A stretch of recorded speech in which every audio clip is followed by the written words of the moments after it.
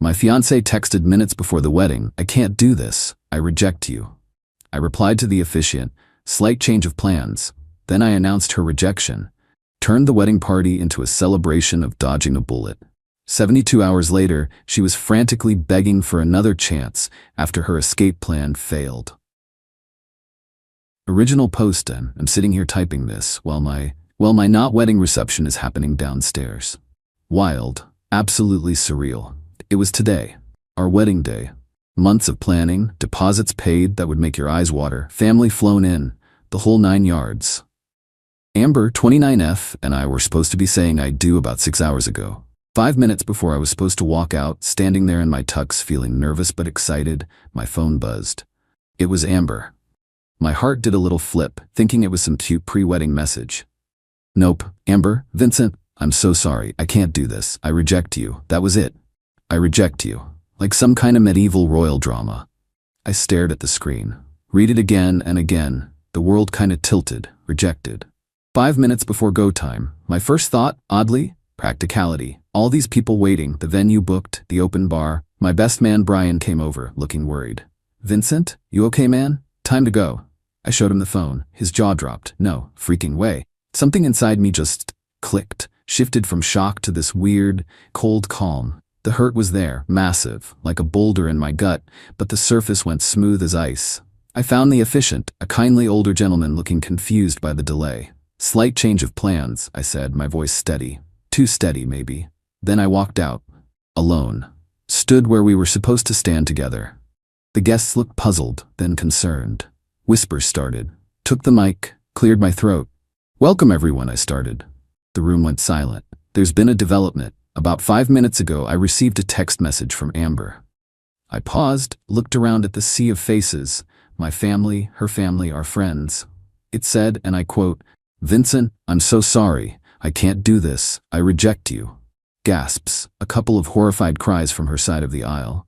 My mom looked like she was going to faint. "So," I continued, keeping my voice even, "it appears there will be no wedding today. Amber has made her choice." Another pause. Let it sink in. "However," I raised my voice slightly, "everything is paid for. The bar is open, the food is ready, and the band is here. So tonight isn't a wedding reception. It's a celebration of honesty, even when it's brutal, a celebration of dodging a bullet, and a celebration of support from friends and family." I raised my water glass, didn't trust myself with champagne yet. "So please, eat, drink, enjoy yourselves, let's have a party anyway, to dodging bullets." Absolute stunned silence for about 5 seconds. Then Brian started clapping. My family joined in, slowly, hesitantly, others did too.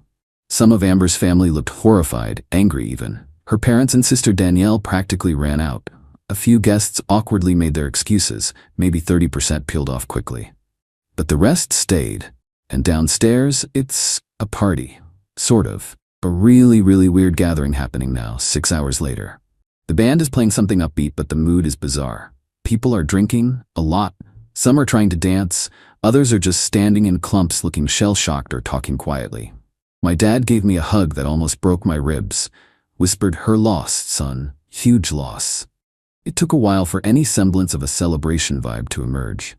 Mostly fueled by my close friends trying to keep my spirits up, the open bar, and maybe sheer disbelief.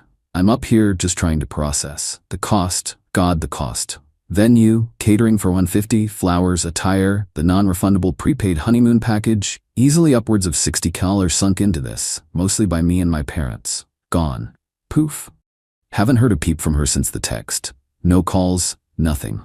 How she physically got from the bridal suite, presumably mid-preparation, to wherever Jordan was waiting, I have no idea, and honestly I don't care. Doesn't matter now. The text was the kill shot, so yeah. Currently hosting the most expensive, awkward, dodged a bullet gathering ever. Send booze, or maybe coffee, IDK. Update 1. Hey Reddit, been a week since the rejection text. Thanks for all the comments and messages, seriously helped reading through them during the weird aftermath. So, the party/gathering thing. It actually turned into something memorable in a strange way. After the initial shock and awkwardness, the people who stayed leaned into the dodging a bullet theme. My friends were amazing, kept me surrounded, made sure I wasn't just wallowing. Lots of toasts, some angrier than others. Ended up being a massive release, I think. Weirdly cathartic by the end of the night. The cleanup was less fun, dealing with vendors, explaining why the bride, wasn't present. Most were sympathetic, especially once the story got around. Small town effect. Kinda. Still out that sickening amount of non-refundable cash. We're trying to return gifts where possible, especially from her side. Anything else? Probably donating. The honeymoon suite at the hotel? Slept in it alone. That was grim. Now, for the update you're probably waiting for. Amber. Silence for the first 72 hours, absolute zero. Then, Tuesday night my phone blew up. Missed calls, voicemails, frantic texts. I made a mistake, a terrible, terrible mistake. We need to talk. It wasn't what it looked like. Please, Vincent. I love you. Yeah, so turns out her grand escape plan didn't quite pan out. Pieced it together from a couple of mutual acquaintances who were horrified on my behalf. Apparently Amber wasn't just getting cold feet, she was leaving for someone. Guy named Jordan. Older, flashy car, promised her the world, apparently. The plan was, she ditches the wedding, meets up with him, and they drive off into the sunset to start some amazing new life he had all set up. Except, Jordan's flash was all smoke and mirrors. The amazing new life involved him expecting her to bankroll things once her rich husband, aka me, was secured and presumably paying hefty guilt money or alimony down the line. When it became clear there was no rich husband, only an abruptly canceled wedding and a very pissed-off groom, Jordan reportedly lost interest fast. Ditched her at a gas station somewhere 3 states away by Wednesday morning, according to one source. Brutal. So now the desperate calls. I answered one yesterday. Morbid curiosity, maybe. Vincent? Oh, thank God. Sobbing, hysterical. Amber? Just flat. Vincent, I messed up so bad I wasn't thinking. It was the stress, the pressure. Jordan meant nothing. Please, we can fix this. We can just reschedule. Tell people I had a panic attack. The sheer audacity, the entitlement. Thinking she could just slot back in after detonating everything. Amber, I said, keeping my voice level. You texted me minutes before our wedding. You wrote, and I quote, I reject you. You had a bag packed and a guy waiting. There is nothing to fix. We are done. No, Vincent, don't say that. It was a mistake. I love you. More sobbing. Your actions say otherwise. You made your choice. Jordan didn't work out, so now you want your safety net back? No. But where will I go? What will I do? The panic was real now. The consequences were landing. That sounds like a you problem, Amber, not mine. Not anymore. Hung up. Blocked her number. Then came her sister Danielle. Called me spitting fire. Vincent, how dare you humiliate her like that? Announcing her text? Turning it into a joke party? She made a mistake. She was stressed. Danielle, I sighed. Tired of this already. She rejected me minutes before the wedding via text to run off with another guy who then dumped her. Announcing her exact words was transparency, not humiliation. The party happened because everything was paid for. She blew this up, not me. You should have protected her. Forgiven her. Forgive her for planning to ditch me at the altar for someone else? Protect her from the consequences of her own actions? Are you hearing yourself? She needs help. You have to help her. Where is she supposed to live? You threw her out. She'd moved her stuff into my place about a month before. She's not my responsibility anymore, Danielle. Goodbye. Blocked her too. Dealing with the practical fallout now. Sent her belongings to her parents' house via a delivery service. No way was I having another confrontation. The honeymoon, that 2-week all-inclusive trip to the Maldives I mentioned, the 18-car chunk of the total 60K plus loss, is non-refundable. Called the agency. Apparently I can change the name of the second guest or get travel credit. Thinking about that, feels like I aged a decade in a week. But also, lighter? Definitely dodged that bullet. Update 2. Okay, Reddit. Month out from D-Day, dodged a bullet day. Things got predictably messy, then settled into a new kind of annoying. The rumor mill started churning, obviously fueled by Amber and Danielle. Suddenly, I was hearing whispers that I was the bad guy. Apparently, I was controlling, put too much pressure on her, and secretly called off the wedding myself, but framed her. The text? Oh, that was taken out of context or sent under duress. Seriously. Some people actually bought it.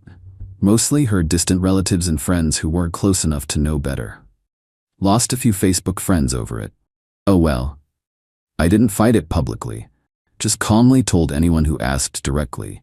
She texted me, "I reject you," 5 minutes before the wedding and left to be with someone else. That plan failed. These are the facts. Showed the text to a couple of key people who needed to hear it straight. Most people saw through her BS. Then came the demands. Texts from new numbers, emails, even a letter from her mom. They wanted compensation. Compensation for the wedding planning emotional labor she put in. Money for the belongings she left at my place, even though I shipped everything back. Demands for half the cash value of the wedding gifts, the ones already returned or donated. Danielle even suggested I should pay for therapy for Amber's trauma from the whole ordeal, the ordeal she caused. The sheer, unadulterated entitlement was breathtaking. They genuinely believed I owed her comfort and cash after she tried to ditch me at the altar. I consulted a lawyer, just to cover my bases. He laughed at their demands, confirmed she had zero legal standing for anything. Sent one single formal email back via my lawyer. Vincent considers the matter closed. Amber unilaterally terminated the relationship and wedding plans. No funds or compensation are owed. Any further demands will be treated as harassment. Block the new numbers and email addresses. Now, the satisfying part. The revenge, if you can call it that. It wasn't about hurting her, exactly. It was about reclaiming something she threw away and refusing to let her spectacularly bad decision cost me everything. The honeymoon. That $18 non-refundable Maldives trip. Amber had been obsessed with it. Talked about it constantly. Picked the specific overwater bungalow. The travel agent confirmed I couldn't get cash back, but I could change the second name or take the full value as credit for future travel within a year. Letting $18 just evaporate felt wrong. Wasting it felt like letting her win, somehow. So I called my best man, Brian. "Dude," I said, "what are you doing next week?" He was confused, I explained. His response? "Holy crap, yes, we went. 2 weeks ago. Flew first class, part of the package. Stayed in that exact overwater bungalow Amber picked out. Went diving, drank fancy cocktails, enjoyed the sun. Didn't wallow, didn't even talk about Amber much after the first day. Just enjoyed a ridiculously luxurious trip that was meant for a different life." The day before we left, I posted exactly one photo on my private Instagram. Just me and Brian, grinning, holding cocktails, stunning blue water behind us. Caption, "Making the best of an unexpected situation, paradise found." Didn't tag anyone, didn't mention weddings or bullets, but I knew Amber or Danielle or her mom would see it eventually. And they did. Turns out a mutual friend, one of those people who tries to stay friends with everyone, took a screenshot and sent it straight to Danielle, thinking they were keeping her informed or maybe just stirring the pot. Predictable drama ensued. Heard through a reliable source, Danielle went ballistic when she saw it. Apparently, Amber cried for hours. Not tears of remorse, mind you. Tears of frustrated entitlement. How dare I enjoy the honeymoon she was supposed to have? Yeah, how dare I? Final update. Hey all, time for the final chapter on this whole saga. It's been about 4 months now, and the dust has well and truly settled. The demands stopped completely after my lawyer's email. Guess the reality that they had zero legal standing finally hit home. The smear campaign fizzled out too. Turns out, when your story is full of holes, and the other person just sticks to the verifiable facts, the text, the timing, the other guy, it doesn't have legs. So, what happened to Amber? Heard it all through mutual friends who kept me loosely updated. Mostly out of sympathy for me, I think. After Jordan dumped her and she realized I wasn't taking her back, she stayed with Danielle for a while. Apparently, it was a disaster. Amber expected Danielle to basically be her new support system, emotionally and financially. Didn't look for work, complained constantly, treated Danielle's place like a hotel. Lasted about 2 months before Danielle kicked her out. Sisterly love has its limits, especially when your sister torpedoed her own life through sheer selfishness. Amber ended up having to move back in with her parents. She apparently found some low-level admin job, but is constantly complaining about being broke and how unfair it all is. How I ruined her life. The victim narrative is still going strong in her head, apparently. Zero accountability. Zero remorse. Just bitterness that her grand plan failed and she's facing consequences. Jordan is long gone, wants nothing to do with her. As for me, I'm doing good. Really good, actually. The initial weeks were rough, no lie. Felt like a fool, heartbroken, angry. But that dodged-a-bullet party gathering, as weird as it was, set the tone. My friends and family rallied.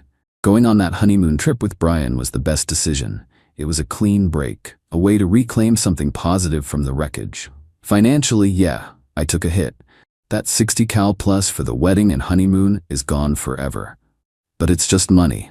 What I gained back was my self-respect and freedom from someone who clearly never valued me or our relationship. Small price to pay, in the grand scheme of things. The revenge?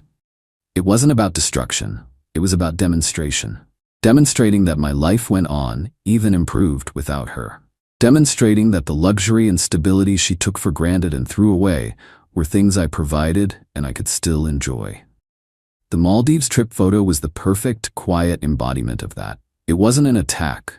It was a statement of survival and moving forward. Seeing her entitlement crash against the wall of her own consequences? That was the real justice. She didn't just lose a fiancé. She lost the comfortable life she arrogantly assumed was hers by right, and her escape route turned out to be a dead end built on lies. That empty feeling she has now, she built that. I've been focusing on work, hitting the gym, reconnecting with friends. Started dating casually again recently. Nothing serious, but it feels good to be open to possibilities. My apartment feels like my space again. Amber wanted out. She got out. In the most dramatic, damaging way possible for herself. She rejected me, and in doing so, rejected the future she thought she had secured. Now, she's living with the fallout. That's the consequence. That's the justice. And honestly, that's satisfying as hell. Thanks for letting me vent and process here, Reddit. You guys were a huge help. Time to properly close this chapter. Peace out.